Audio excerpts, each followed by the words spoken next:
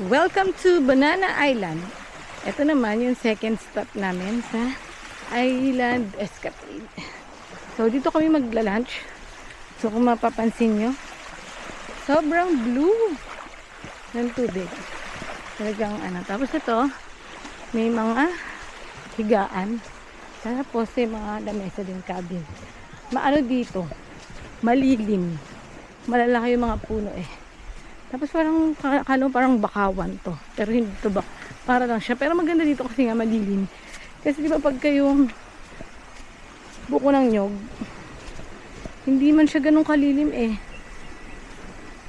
Maganda lang din siya sa ano, pero hindi siya ganun kalilim. Ito, malilim kasi malalawak yung puno. Yan, tingnan natin dito. So dito yung nagdak uli yung ano namin.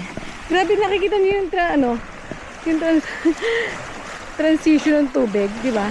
Sobrang blue, white na nga ay, tapos yung dark na.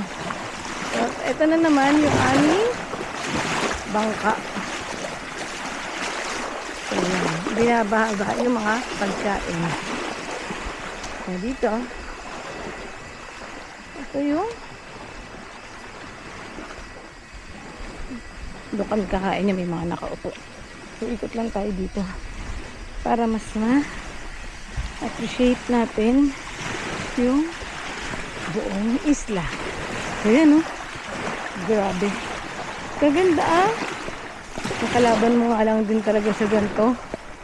Sobrang init. Pero, syempre, ganun, mas may enjoy mo naman din talaga dito. Ayan, dito lang nakadak yung mga barko bangka. So, yan yun ba? Siguro maganda dito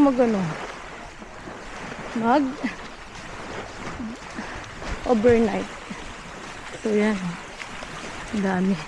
Pero maliit lang din siya eh. Tapos parang ano siya talaga, resort. Kasi yung mga cottage sa kabila. So yan, diba? Punta lang tayo doon. May mga duyan din siya, katulad sa Malcapua. So yan, punta tayo dito. Grabe. Kanina wala akong show. Nasunog ata yung balat ko. Ngayon, nag-show na ako para makalakad ako ng maayos. Kasi kanina, sobrang init. As in. Tapos, ito. Ito. Wow, yan yung nakalagay. Diba? Ayan. I love Banana Resort. So, yan. Duyan. May playground pa ng bata.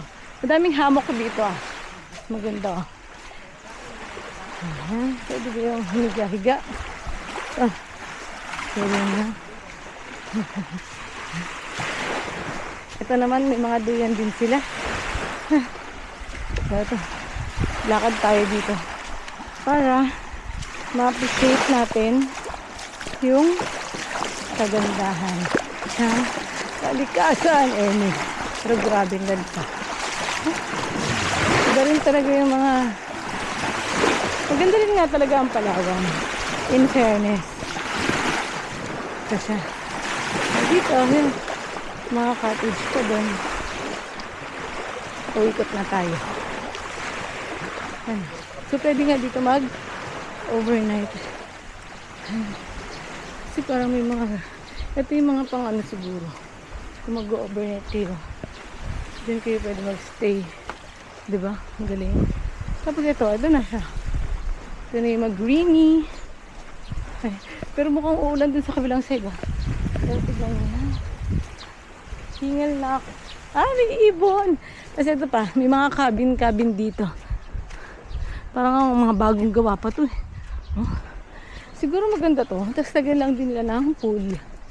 Wala lang. Iba pa din yung may pool. Kasi diba yung ng dagat, maligkit. Pag may pool, yan, may hammock mamaya. Kain lang muna kami. Tapos, pag nakakain, pwede pa naman daw kami dito pumasyal. So, ayan. Ito, may mga CR. May toilet. So, ayan pa yung view ng dito kasi na lang siya.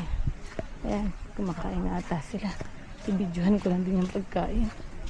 Tapos, ito, ayan, para last view. O, diba? Ganda.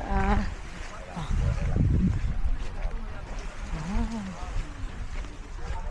Sunod. Gawin natin. May kinukuha pa. Kasi kakain doon.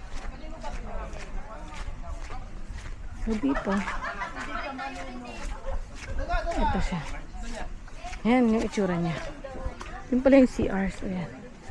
Banana Island. Tapos yan yung mga kumakain.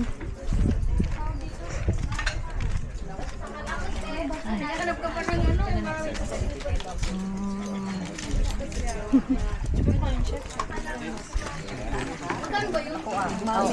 Oh, ito.